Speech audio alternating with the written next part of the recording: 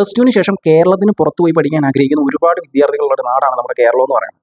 അപ്പം മാതാപിതാക്കൾ പലപ്പോഴും ഇവരുടെ ആഗ്രഹം സാധിച്ചു കൊടുക്കാൻ വേണ്ടിയിട്ട് പുറത്തുള്ള കോളേജുകൾ, പ്രൈവറ്റ് കോളേജുകൾ അഡ്മിഷൻ എടുത്ത് കൊടുക്കാറുണ്ട്. മാത്രമല്ല ഈ കോളേജുകളുടെ തന്നെ ഒരുപാട് എഫേർട്സ് ഉണ്ട്. അവർ നിരന്തരം നമ്മുടെ മാതാപിതാക്കളെ വിളിക്കുകയും ശല്യപ്പെടുത്തുകയും പിന്നീട് അഡ്മിഷൻസ് പിടിച്ച് എടുക്കുകയും ചെയ്യുന്നുണ്ട്. ഓക്കെ, അപ്പം മാതാപിതാക്കൾ ശ്രദ്ധിച്ചേക്കേണ്ട കാര്യം എന്ന് വെച്ചാൽ നാളെ CET UG എൻട്രൻസ് എക്സാമിൻ്റെ ഡെഡ് ലൈൻ ആണ്. ഓക്കെ, നാളെ തന്നെ പോയി രജിസ്റ്റർ ചെയ്യുക. ഒരിക്കലും സ്കിപ്പ് ചെയ്ത് കളയരുത്. കാരണം ഇവർക്ക് പുറത്ത് പോയി പഠിക്കാനാണ് ആഗ്രഹമെങ്കിൽ കേരളത്തിന് പുറത്ത്, കേരളത്തിലുണ്ട്, കേരളത്തിന് പുറത്തും ഏറ്റവും മികച്ച സെൻട്രൽ യൂണിവേഴ്സിറ്റികളിലേക്കുള്ള അഡ്മിഷൻസ് നടക്കുന്നത് CET UG ത്രൂ ആണ്.